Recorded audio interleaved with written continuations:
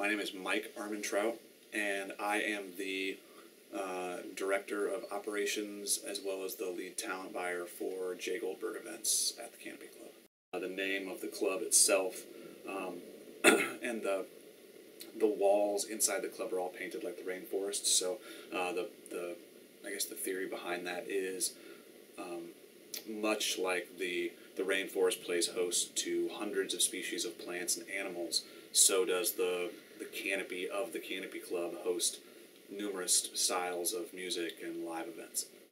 The process just depends on the particular show. There might be some where an agent actually comes to us and is routing a tour.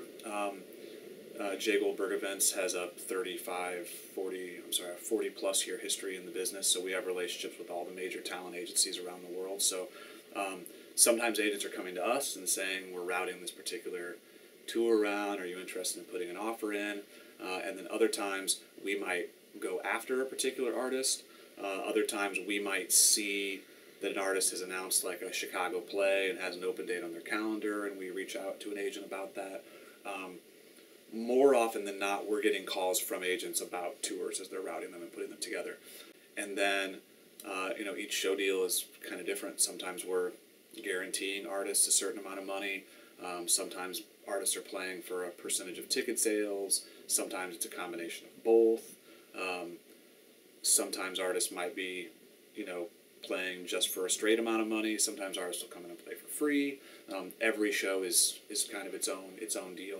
But the focus of the club has definitely tried to become more of an online focus over the last couple of years. It's a much more effective way to use your advertising dollars. You can directly reach people and be able to see results from it, and actually have statistics of how many people looked at your Google AdWord or your Facebook ad or any banner. You can get impressions and analytics of how many people are seeing it versus running an ad in print that they might print 15,000 copies of, and 5,000 of them never leave the newsstands and get pitched at the end of the week. And so that's definitely a strong way that we've promoted over, have changed our promotional goals over the last couple of years. But still nothing can beat the word of mouth and the grassroots style of promoting, and having some sort of like quote unquote cheerleaders for your club and for the shows that you're doing, like the interns that work here in the office and the street teamers that are all students on campus. And so there's no replacing that, and hopefully the personal touch of people actually being excited about the shows, hopefully that will never change. So what kind of music are you into? Well, I mean, Maroon 5 is one of my favorite bands. Okay. So to hear that they actually came to the Canopy Club, I think is really cool. It's kind of it almost seems like a starting point almost, where Sure. then they, it's kind of... There's the poster right there. And if you see on that poster, Sarah Bareilles was the opening act, but see how her name is misspelled on that poster? Oh my gosh.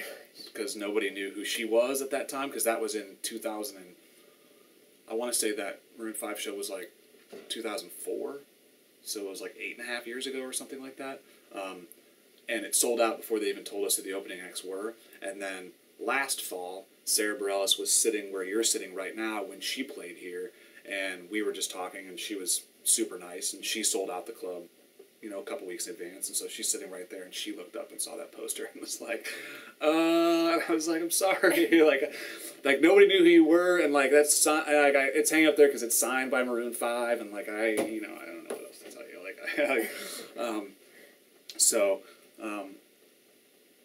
I guess Kid Rock played the club like in 1999 after his first single came out, and it did like 60 people, 70 people, something like that.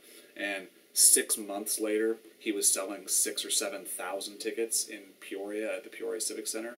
My favorite part about the job is probably still just being able to get to work in live music, and I'm still constantly turned on by new music every day. Like I said, when I started working here, I took my job because I was a big fan of a lot of jam bands, a lot of those bands which still play here and have become much more popular since I started working here.